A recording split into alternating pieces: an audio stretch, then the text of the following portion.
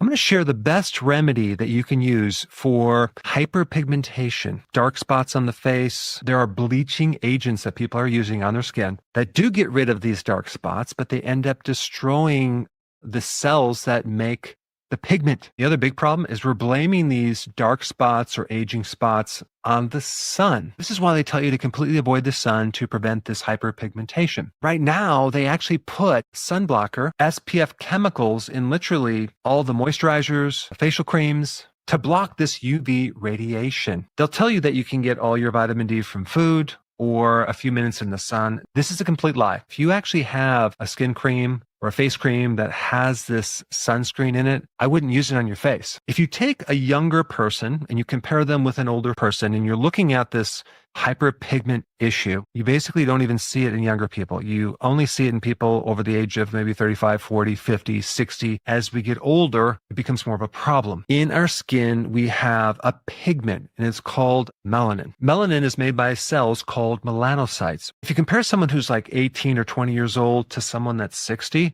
the concentration of these little melanocytes is much different. When we're younger, we have a lot more concentration. When we're older, we don't. What causes the melanocytes to produce melanin? Vitamin D. What's the primary trigger to make vitamin D? The sun. We're going to talk about what vitamin D does to melanin in a second, but I just wanted to show you this apple right here. You can see this apple on the left versus the apple on the right, slightly different colored. Both of these apples are being oxidized by oxygen, but this one has protection. I put some lemon juice on it. It's an antioxidant. This one had no protection against oxidation, oxygen, so it's going brown. Same thing happens with the skin. See, oxidation triggers melanin. There's other things too. There's environmental pollution, there's stress. The key factor that you need to know about is this word oxidation, because that gives you a clue on how to correct this problem. What's the opposite of oxidation? Antioxidation, from antioxidants. What's interesting about antioxidants is that melanin is like the ultimate antioxidant to protect against DNA damage. What happens is you naturally expose yourself to the sun, you get a slight tan. The darker the skin, the more the filtering effect of the UV radiation. Also, we get more filtering of the production of vitamin D, because the way that you make vitamin D is from this UV radiation interaction on your skin with cholesterol. That's all interesting information, but what's really important about this topic is what vitamin D does to your melanocytes. But vitamin D helps protect against the oxidation factor.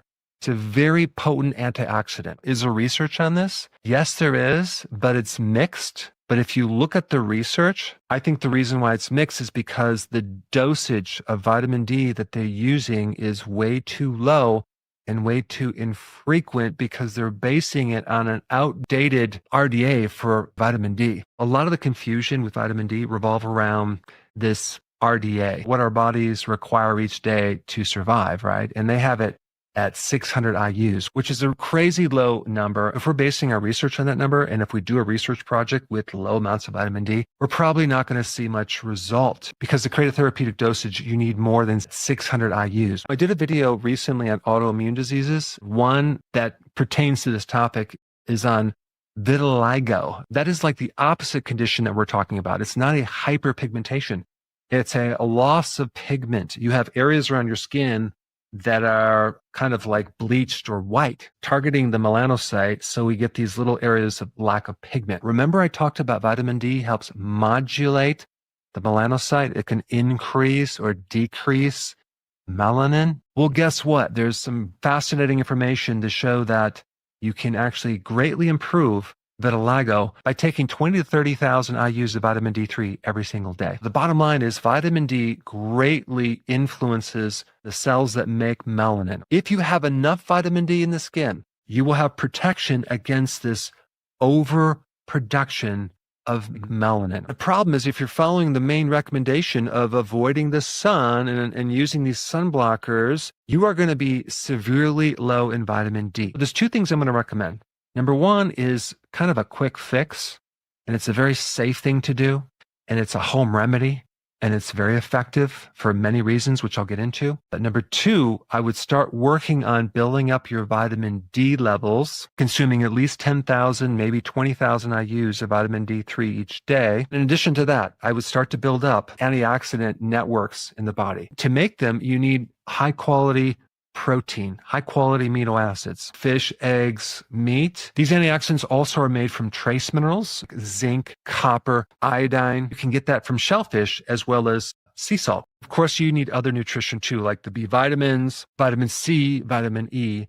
All of these will start building up your antioxidant networks. What would be a good remedy to use as kind of a quick fix to see change in the tone of our skin? The remedy is plain, unsweetened yogurt. Of course, I would get the grass-fed organic yogurt, rubbing it all over the skin, leaving it on the face for 5 minutes, washing it off, and just doing that once a week. Some people do it 3 times a week. It really depends on how bad your problem is. The first thing it has is a key ingredient called lactic acid. Lactic acid in yogurt is a lot more gentle than putting pure lactic acid on your skin. Lactic acid dissolves the bonds between dead skin cells that have this darkened pigment on them. The yogurt also adds another cool effect. It gives the skin more probiotics. You have this living ecosystem of this microbiome on your skin, not just for this hyperpigmentation,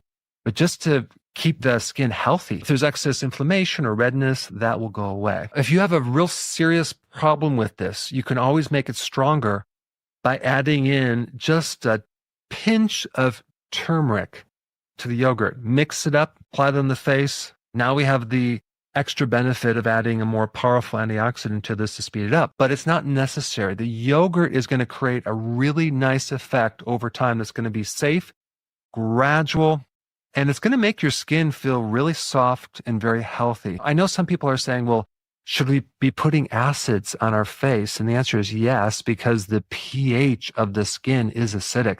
You don't want to alkalize it. You don't want to put a sunblocker on your face. You don't want to avoid the sun. You can be out in the sun, just don't get burned. Regular exposure to the sun is extremely healthy, and our bodies were designed for that. Taking more vitamin D and building up the reserve of vitamin D is going to help modulate that little melanocyte so your body can get the right amount of melanin. Thanks for watching, and I will see you in the next video. Before you go real quick, I have a course entitled How to Bulletproof Your Immune System. It's a free course. I want you to take it, and here's why.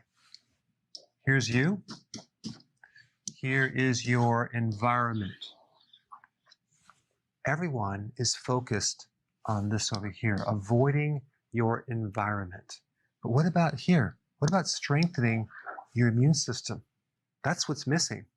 This course will show you how to bulletproof yourself, and so you can tolerate and resist your environment much better by strengthening your own immune system. I put a link down in the description right down below. Check it out and get signed up today. Hey, before